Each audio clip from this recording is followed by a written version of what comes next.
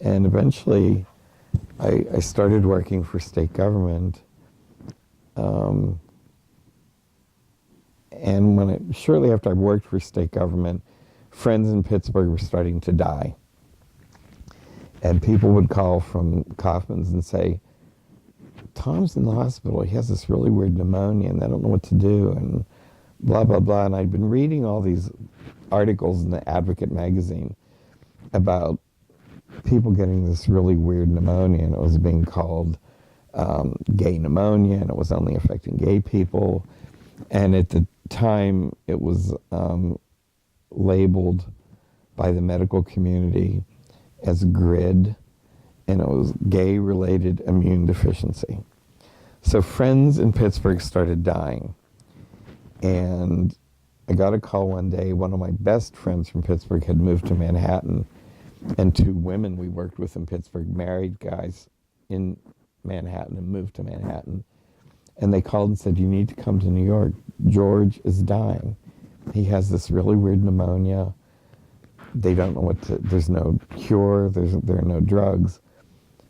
As a result of that, I started getting really angry and wanted to know what was the government doing, and came home and said to my partner one night, what's the Commonwealth of Pennsylvania doing about all these people who are dying from GRID? And he said, well, as a matter of fact, they're going to start an AZT program. And in 1986, 85, AZT was the only drug approved by the Food and Drug Administration that clinicians were starting to prescribe for people with HIV. So I said, how do I get the job? I want the job. I want to do that. I want to be the AZT guy. And he said, well, you have to go and talk to, and gave me the person's name. Found this woman. I stalked her to find where she was. Knocked on her office door and said hi. Heard about this AZT program. I want the job. I think it will be my way of helping the community by being a gay person on the inside government, the agency that is going to give them drugs. Mm-hmm. And she looked at me like I landed from another planet and said, it's civil service. Have you applied for it? And I said, I'm applying for it now. And she said, no, it doesn't work that way. Go to civil service, get an application, get it notarized, blah, blah, blah. So I did that. 3 weeks later, was called for an interview. 3 weeks after that, she called and said, I really would like to hire you, but I don't know if I can, because 39 people applied for the job. All of them, except me, had experience in state government. State government's a very civil service is a very strange animal, that you can be as incompetent as anything, but if you meet these strange criteria that have been established, you can get a job. Mm-hmm. And so she said they have seniority, which gives them an upper edge. She said the thing that you have going for you is you were the only person out of all of them that wanted the job for what it is, not because it was a promotion, because there's nothing to promote you from. So I said, that's right, I want the job. And she said, well, they filed grievances. Some of the people had filed grievances that they were not hired. So I said, fine. If you don't hire me, I'll file a grievance and say you didn't hire me because I'm gay. And she was kind of speechless at that point. And I said, really, if you want, I'll be real flamboyant about it. I'll put on a feather boa and some chandelier earrings and paint my nails, and I will go with you to civil service and file a complaint. And she said, I don't think we need to be that radical about it. Just give me a few weeks to work it out.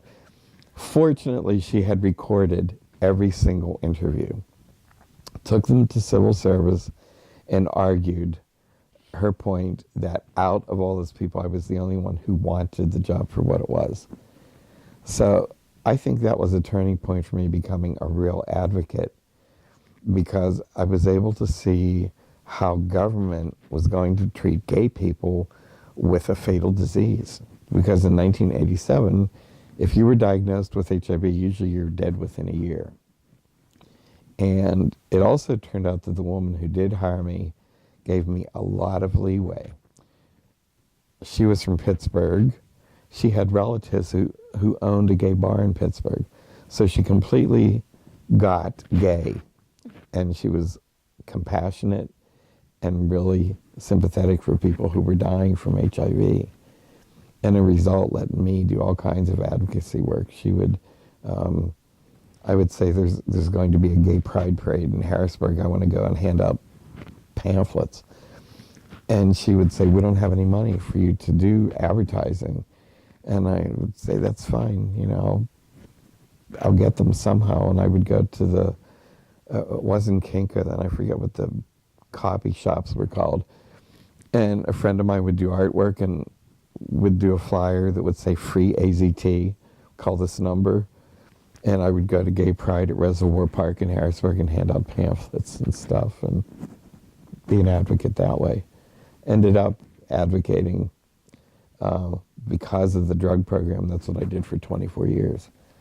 So it was quite a transition from working in a retail environment where the idea is to make money to working in an environment where I was giving money away via the drugs. But it was an amazing experience to be an advocate from inside the system.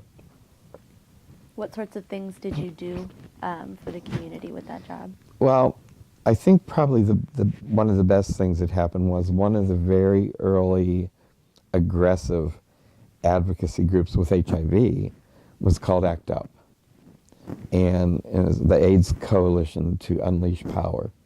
Philadelphia had one of the most vocal, aggressive chapters.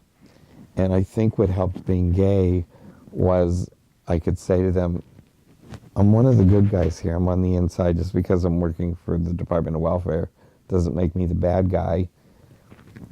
Come to Harrisburg, let's figure out what we can do together. And it turned out to be a real proactive arrangement because the gay community realized there was somebody in government that related to their preference and their disease and wanted to help. So that was pretty powerful stuff. Building these liaisons between AIDS activists and gay activists, because not everybody who was an activist was infected, and state government and networking and getting people to realize that there are some agencies that do have an open door and there are agencies that do get it. So, what sort of roadblocks did you hit?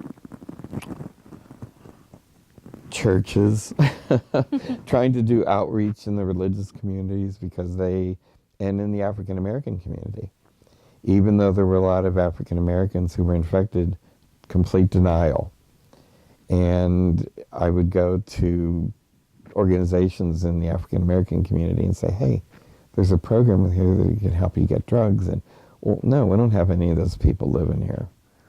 And so that was a real roadblock as far as helping people get access to medication that they needed. And it was tough. Even though African American community was invited to the table all the time to work and network and meet people, here in central Pennsylvania, it just was not working. And you spent 25 years in this career, is that what you said I earlier? did. What were some of the changes that you saw, when you first got the job? Wow. Well, for one thing, the formulary, meaning the list of drugs, expanded from one drug, AZT, and by the time I left government service, we were providing more than 700 different drugs to people who had HIV or needed drugs for HIV, but they also needed drugs for the side effects of HIV or other medical conditions. For example, there were some people who had HIV plus diabetes. So we were able to provide their HIV meds plus their diabetic meds. So that was a phenomenal thing. The other thing was people started to live longer, which was amazing. I mean, it was terrific to see people living longer and responding well to the new drugs that were being developed. And what about the community's views about HIV and AIDS? Great question, because it has completely fallen off the radar screen. There's so much apathy in my opinion, now about AIDS. The people don't support it. People are still getting infected. People are infected and don't know they're infected, not being tested. I have a nephew who's 25 now, who had moved to Manhattan. And from the time he was a little kid, I suspected he was going to be gay. I just thought, one of these days. He moved to Manhattan, and I thought, oh, no. He's incredibly handsome, talented, good-looking guy. He's going to become Manhattan party boy. And he did. And almost 3 years ago, he called one day and said, hey, Uncle John, just wanted to let you know I tested positive. And I could have killed him.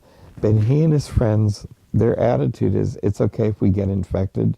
The drugs are so much better. Wow.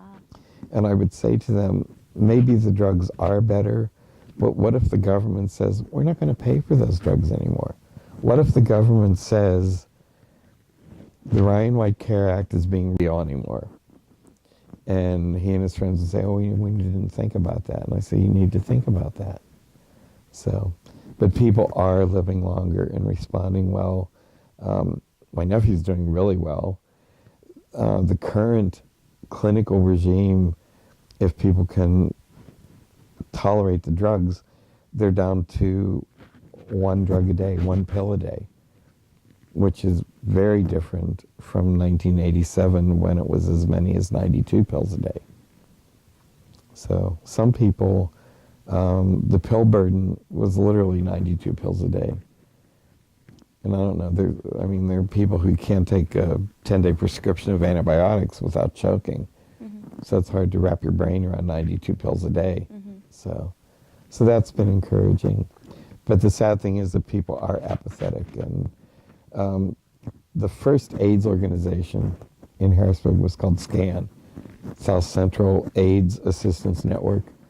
And every year there would be a walk on City Island, a fundraiser. Mm-hmm. That walk used to raise tens of thousands of dollars, upwards of $80,000 or $90,000. The last walk, I think, raised $6,000. So I think it shows a lot about where people's heads are about the disease. Mm-hmm. And the other thing is, it's not a gay disease anymore. And I think that is another thing that affected apathy. Early on, gay people owned it, and they were angry, and they wanted to help their friends who were infected, and they wanted to do whatever they could do to provide funding, so there were agencies for people to go to. The other thing that happened early on, a lot of the lesbians that we played volleyball with became the caregivers, and they started taking care of the guys who were infected, and they would cook meals for them or clean their homes or visit or take them to doctor's appointments and things. And I think once the disease shifted out of the gay community into mainstream heterosexual community, then people started to not talk about it as much, and it just became maybe an expectation that, well, I'm infected, so the government will pay for my drugs and take care of me, and I don't need to worry about it. So it's been a real it's still going on, and I still work with AIDS. What do you do now? I work as a consultant for the University of Pittsburgh, the Graduate School of Public Health, for the Pennsylvania Mid-Atlantic AIDS Education Training Center. And then I'm also working with a local lobbyist for one of the companies that makes AIDS drugs. Just trying to keep an eye on government to make sure that they are providing ongoing new emerging therapies for people who are infected. Mm-hmm. How do you raise awareness in a community that doesn't seem to be concerned with it anymore? You just keep talking about it whenever and wherever you can. Because of some friends, I've been introduced to youth groups in some of the local schools, and I take tons of condoms with me and say, it ain't over. The fat lady didn't sing. There's no vaccine. There's no cure until there is. And the downside of that is I gave that same lecture to my nephew when he was growing up. Mm-hmm. And when he did tell me he was infected, and I was so angry, one of my friends from Pitt said, you have to understand the age difference. He's 22, you are 63, at the time. And in his mind, you are the voice of an adult in a Peanuts cartoon. That you are wah, wah, wah, wah, wah. You are sound. You are no substance. You're just a sound. And so it's hard, but you still got to keep talking to people about it. And it's interesting. There's the Logo TV station on cable, which is all LGBT, does terrific public service advertising about getting tested and getting out there. And the sad thing about that is I don't see those ads on the major networks, which is really too bad because it hasn't gone away and people are still, I don't know that you will ever keep people from acting on their raging hormones. If you want to have sex, you're going to have sex. The point is getting people to have safe sex.